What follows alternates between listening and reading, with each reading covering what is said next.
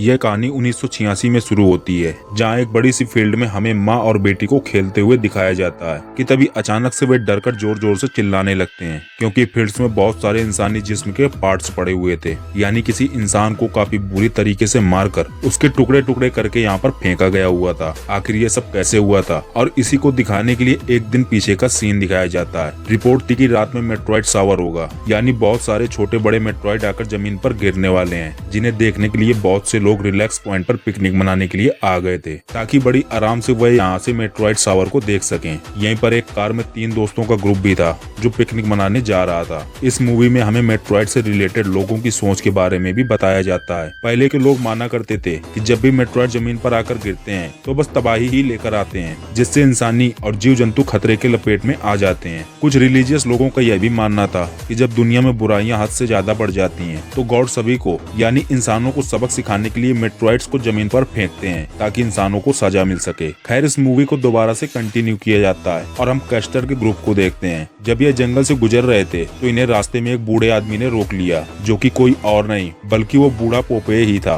वो इन्हें यहाँ से वापस जाने को कहता है और मेट्रॉइड्स के खतरे के बारे में भी बताता है, पर ये लोग जब उसकी बात नहीं सुनते तब वह इन्हें बिना कुछ कहे वहाँ से चला जाता है और ये लोग अपनी जर्नी दोबारा से शुरू कर देते हैं। जब ये लोग पिकनिक वाली जगह पर पहुँचते हैं तो वे सभी देखते हैं कि यहाँ पर तो इनके 2 दोस्त पहले से आए हुए हैं और उन्होंने यहाँ पर सारी पिकनिक की तैयारी भी कर रखी थी। कैस्टर की बहन ओलिव यहाँ पर सब कुछ चेक करने के लिए जाती है और थोड़ी दूरी पर वह देख पाती है कि 2 अनजान लड़के मिलकर एक बूढ़े आदमी को बहुत ही बुरी तरह से मार रहे थे। वो जब उन्हें रोकने के लिए आगे बढ़ी तब उन्होंने अपनी गंदी नजर ओलिव पर डाली, लेकिन जब देखा कि ओलिव के पीछे उसका भाई भी है तब वह दुम दबाकर वहाँ से भाग पड़ते हैं। ये लोग उस बूढ़े आदमी की मदद करने के लिए आते हैं। उस बूढ़े आदमी के पास एक कॉमिक बुक भी थी जिस पर वह बहुत ही बिलीव करता था और वो इन सभी से कहता है कि तुम मानो या ना मानो, ये मेट्रॉइड्स, ये कॉमिक्स यहाँ के सभी इंसानों को म्यूटेंट्स बनाकर रख देंगे और एक अलग ही क्रिएचर में ही बदल देंगे। वह भी इनसे यही कहता है कि यहाँ पर बहुत ही बुरा होने वाला है, इसलिए जितना जल्दी हो सके यहाँ से निकल जाओ, इससे पहले कि यहाँ पर कुछ गलत हो जाए। यह मेट्रॉइड एविल यानी शैतान के रूप में एक श्राप है, लेकिन यह सभी दोस्त अभी भी उसकी बातों पर यकीन नहीं कर रहे थे और उसकी मदद करने के लिए उसे कुछ पैसे देकर वहाँ से चले जाते हैं। थोड़ी देर में उनके 2 दोस्त और भी आ गए जो उनके लिए ड्रग्स लेकर आए हुए थे और वह ड्रग्स लेकर नशे में धुत हो गए। अब शाम भी हो गई थी और हमें यहीं बीच पर पोपे को दिखाया गया जो अपने लिए फिशिंग कर रहा था और तभी मेट्रॉइड शावर भी शुरू हो गया। पोपे ये सब देखकर बहुत ही ज्यादा खुश हो रहा था कि तभी एक बहुत ही छोटा सा मेट्रॉइड आकर उसके सिगार के अंदर ही गिर गया। पोपे को उसके बारे में पता ही नहीं चला और उसने उस सिगार को इनहेल कर लिया, जिसके बाद उसकी हालत बिगड़ने लग गई। उसकी हालत इतनी ज्यादा खराब हो चुकी थी कि वह मरने के करीब चला गया। वह दर्द से तड़पने लगा था, लेकिन वह तड़पने से मरा नहीं बल्कि उसकी बॉडी म्यूटेंट होना शुरू हो गई। उसके बॉडी के बहुत सारे पार्ट्स बड़े हो गए और वह एक म्यूटेंट इंसान में तब्दील हो गया। म्यूटेंट इंसान बनते ही उसकी बॉडी से दर्द तकलीफें गायब हो गईं। वो अब फिशिंग छोड़कर पानी से बाहर निकल आया और उसके सामने वही दोनों लड़के आ गए जो पहले भी एक बूढ़े आदमी को बहुत ही बुरी तरह से मार रहे थे। वह इसे भी मारने के बारे में सोचते हैं और एक लड़का आकर पोपे को पंच मारता है। दोनों लड़के इस समय काफी नशे में थे। यहाँ पर पोपे को इनकी हरकत पर इतना ज्यादा गुस्सा आया कि पोपे ने उसके मुंह पर एक जोरदार पंच मारा, जिससे उसका पूरा का पूरा सर ही टुकड़ों में विभाजित हो गया और यहीं पर उसकी एक दर्दनाक मौत हो गई। इस लड़ाई के दौरान पोपे के सिगार का पाइप भी टूट गया था। वो उस लड़के के हाथ की हड्डी को तोड़कर उसे अपने सिगार के पाइप के तौर पर यूज करने लगा। जो लड़का अभी अभी मरा था उसका दूसरा साथी भागते हुए ओलिव के पूरे ग्रुप के पास जाकर उन्हें वार्न करता है कि यहाँ पर एक भयानक आदमी उन्हें मारने के लिए आ रहा है, लेकिन यह लोग उसकी बात पर बिल्कुल भी ध्यान नहीं देते और उसकी बातों का मजाक बनाना शुरू कर देते हैं। उन्हें लगता है कि यह लड़का हमारे साथ कोई प्रैंक कर रहा है। हालांकि उन सभी ने यह भी नोटिस नहीं किया कि वह लड़का पूरी तरह से खून से लथपथ था। अब वॉशरूम में जाने के लिए इन्हीं के ग्रुप से एक लड़का कुछ दूरी पर चला जाता है। उसी दौरान वॉशरूम की जरूरत पोपे को भी पड़ जाती है और वह दरवाजा खोलकर अंदर आ जाता है और वह लड़का उसे ऐसे देख रहा था कि जैसे उससे पूछना चाह रहा हो कि आखिर क्या प्रॉब्लम है। तभी पोपे उसे इस तरह से देखने पर उसके सिर को ही पकड़ लेता है और इतनी जोर जोर से घुमाने लगता है कि उसका शरीर टूटकर पोपे के हाथ में आ जाता है। उसका सर उसके दर्द से अलग हो जाता है, जिसके बाद पोपे ने बेदर्दी से उसके सर को साइड में फेंक दिया जैसे कि वह एक रैपर हो और फिर वह उसी के बॉडी चाबी के ऊपर बैठ गया। आखिरी बार उस लड़के के सर को दिखाया गया जिसकी आंखें बहुत ही डरावने अंदाज में हिल रही थी, जिसके बाद वह पूरी तरह से मर गया। दोबारा से हमें इनके ग्रुप को ही दिखाया जाता है जिसमें एक कपल टेंट में चला जाता है और बाकी के सारे लोग जमीन पर लेटकर आसमानों में देखते हुए मेट्रॉइड शावर के सीन्स को एंजॉय कर रहे थे। बातों ही बातों में इन्हें अंदाजा होता है कि उनका साथी जो वॉशरूम गया था वो अभी तक आया नहीं है। ये डर जाते हैं और उसे ढूंढने के लिए सोचते हैं कि तभी इतनी देर में पोपे इनके टेंट्स के करीब आ जाता है। टेंट के अंदर वह कपल थे। पोपे अंदर जाकर उस लड़के के सर के अंदर उसके हाथ में मौजूद हड्डी स्टैप करते हुए उसे जान से मार डालता है, जिसके बाद उस लड़की को मारते हुए भी उसका सर घुमाते हुए उसके सर को उसके धड़ से अलग कर देता है। यहाँ पर इन्हें अभी तक इनका बिछड़ा हुआ साथी नहीं मिला था। वह लोग दो ग्रुप में बंटकर उसे ढूंढने का फैसला करते हैं। कैस्टर और उसकी गर्लफ्रेंड दूसरी तरफ चले जाते हैं जबकि ऑलिव और उसकी साथी किसी दूसरी तरफ जाते हैं। इन्हें यहाँ पर एक मेट्रॉइड पड़ा हुआ मिलता है जबकि दूसरी तरफ कैस्टर और उसकी साथी को अपने साथी की लाश नजर आ जाती है जिसके ऊपर सर भी नहीं था। ये लोग उसे देखते ही काफी बुरी तरह से घबरा गए और इन्होंने भी जोर से चीख मारी, जबकि दूसरी तरफ ऑलिव भी चीख मारती है। अब ऑलिव ने क्यों चीख मारी थी? क्योंकि ऑलिव की साथी उसे प्रपोज मारने लगी थी, लेकिन चीख मारने की वजह उसका यह प्रपोजल नहीं था, क्योंकि ठीक प्रपोज करने के टाइम पर ही एक मेट्रॉइड आकर उस लड़की के सर के आर पार हो गया जो ऑलिव को प्रपोज कर रही थी और ऐसी भयानक मौत अपने आंखों के सामने देखने पर ही ऑलिव की चीख निकली थी। यहाँ से वह दोबारा से कैंप की तरफ जाने का डिसाइड करती है और वहाँ कैस्टर और उसकी साथी भी कैंप की तरफ ही जा रहे थे और रास्ते में उन तीनों की टक्कर हो जाती है। यहाँ पर जब इन तीनों को इन चीजों के बारे में पता चला कि यहाँ पर क्या चल रहा है तो उन तीनों का चेहरा बहुत ही डरावना हो गया था। इनका डर अब और भी बढ़ने लग गया था। अब तो इन्हें पछतावा होने लगा था कि इन लोगों ने यहाँ के लोगों की बात न मानकर बहुत ही बड़ी गलती कर दी है। बार बार वो सभी लोग इन्हें यहाँ से जाने के लिए कह रहे थे, लेकिन उनकी बातों को ये लोग बार बार इग्नोर किए जा रहे थे। खैर ये लोग अब फैसला कर लेते हैं कि ये तीनों अब यहाँ से जल्दी ही वापस निकल जाएंगे,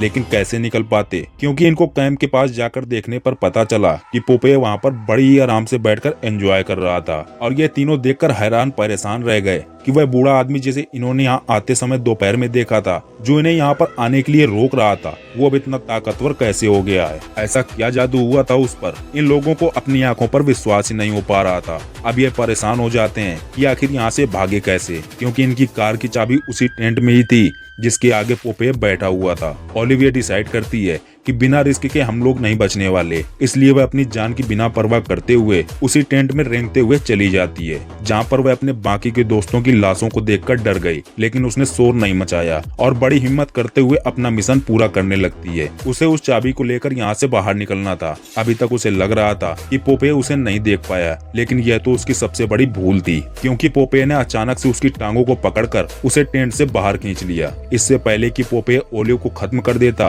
अपनी बहन को बचाने के लिए पीछे से कैस्टर पोपे का ध्यान भटकाने लगता है और उसे अपनी तरफ लगा लेता है, जिससे ओलिव की जान बच जाती है और वह जल्दी से उस गाड़ी की चाबी को लेकर अपने दूसरे साथी तक पहुंच जाती है। और ये दोनों जब तक अपने कार के पास पहुंचते हैं तो यह देखकर इनका बुरा हाल हो जाता है, क्योंकि एक मेट्रॉइड ने इनकी पूरी कार को ही तबाह कर दिया था। अब इन्हें कैस्टर की चिंता सताने लगती है, क्योंकि उसकी भी तो जान खतरे में थी। तब ओलिव ने बताया कि मैं और कैस्टर अक्सर यहाँ पर आते रहते हैं। यहाँ पास में एक खाली फैक्ट्री है, जहाँ तक मुझे लगता है कि जरूर कैस्टर वहीं पर गया होगा। ये लोग भी उसे बचाने के लिए उसी फैक्ट्री की तरफ जाने लगते हैं और जैसे ही ये लोग उस रास्ते से गुजर रहे थे तो उन्हें वहाँ पर उस बूढ़े आदमी की लाशों के टुकड़े नजर आते हैं, जिस बूढ़े आदमी ने इन्हें कहा था कि कॉमिक एविल है और वह तबाही लेकर आने वाला है। इससे पहले कि ये लोग कैस्टर को ढूंढने के लिए कहीं और जाते, पोपे कैस्टर को लेकर इनके सामने आ जाता है और कैस्टर को बचाने के लिए उसकी गर्लफ्रेंड फौरन उसके करीब आ गई, लेकिन पोपे अपना एक हाथ मारते हुए उसके मुंह को ही तोड़ डालता है, जिसकी वजह से वह वहीं पर मर जाती है। जिसके बाद वह कैस्टर को यहाँ मौजूद केमिकल के टैंक में डाल देता है और उसे काफी बुरी तरह से पूरा का पूरा गला डालता है कि उसकी लाश की हड्डियां तक न मिले। अब बची थी तो सिर्फ एक ही लड़की, जिसका नाम ओलिव था। वो यहाँ से अपनी जान बचाने के लिए उसी फैक्ट्री में भाग जाती है। उसे वहाँ पर एक आदमी मिलता है जिसके हाथ में एक शॉर्ट गन थी। वो इसे सारी बात बता देती है कि किस तरह से एक आदमी उसके पीछे पड़ा है और उसके ग्रुप के सारे मेंबर्स को जान से मार डाला है। ओलिव की बातें सुनकर वो बूढ़ा आदमी उसे बुरा भला कहना शुरू कर देता है। उसकी बातों में तो ओलिव और ज्यादा डर गई, लेकिन इन सब में काम की बात उसने यह बताई कि उसने उसी सिचुएशन से और ऐसी ऐसी चीजों से लड़ने के लिए कुछ बनाया हुआ था। वो आखिर क्या था यह नहीं दिखाया गया,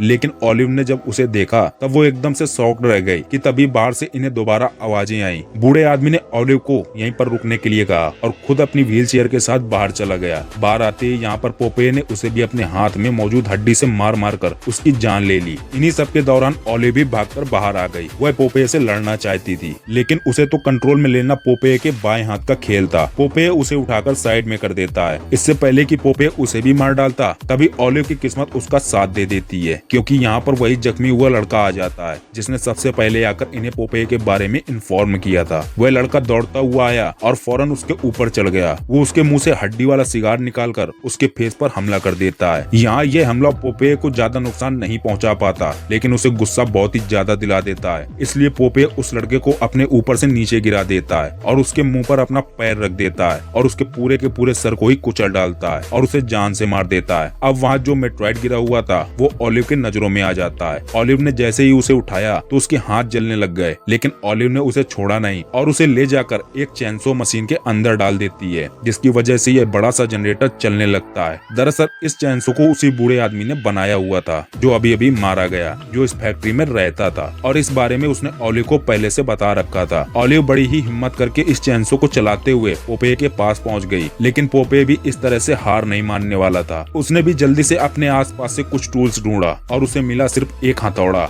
जिससे वह ज्यादा अच्छे से लड़ तो नहीं सकता था क्योंकि उसके मुकाबले में उसके सामने उससे भी बड़ा चैनसो था। और ऑलिव ने बड़े ही अच्छे से यहाँ पर अपने दिमाग का इस्तेमाल किया और एक ही बार में पोपेय की बॉडी को 2 टुकड़ों में विभाजित कर दिया, जिसके बाद उसे लगा कि अब फाइनली पोपेय से उसकी जान छूट गई है और वो यहाँ से चली गई। लेकिन सुबह होते ही हमें दिखाया गया कि लाश तो वहाँ पर नहीं थी, जिसका मतलब पोपेय अभी भी जिंदा था। ऑलिव भी उस रात यहीं पर सो गई थी। सुबह उठने पर जब उसने यह नजारा देखा तो उसकी टेंशन और भी ज्यादा बढ़ जाती है। ऑलिव को अब काफी अच्छे से पता था कि वह कितना खतरनाक हो सकता है, इसलिए वो उससे लड़ने की तैयारी में लग जाती है। कहानी में कुछ महीने बीत जाते हैं और हमें यहाँ पर न्यूज से पता चलता है कि पोपेय अब न्यूयॉर्क में पहुँच गया था और जगह जगह तबाही का मंजर बनाता जा रहा था। इसलिए ये जानते ही ऑलिव पहले से ही उसे खत्म करने के लिए अपने आप को तैयार कर रही थी। उसने एक मैकेनिकल हाथ बनाया हुआ था जिससे वह पोपेय से लड़ सके और उसे मारकर उसे उसकी दुनिया में वापस भेज सके। और इसी सीन को दिखाते हुए यह मूवी यहीं पर खत्म हो जाती है। तो दोस्तों, अगर आपको इस मूवी की एक्सप्लेनेशन पसंद आई हो तो वीडियो को लाइक एंड चैनल को सब्सक्राइब करना ना भूलें। और अगर आप ऐसी एक्सप्लेनेशन मूवी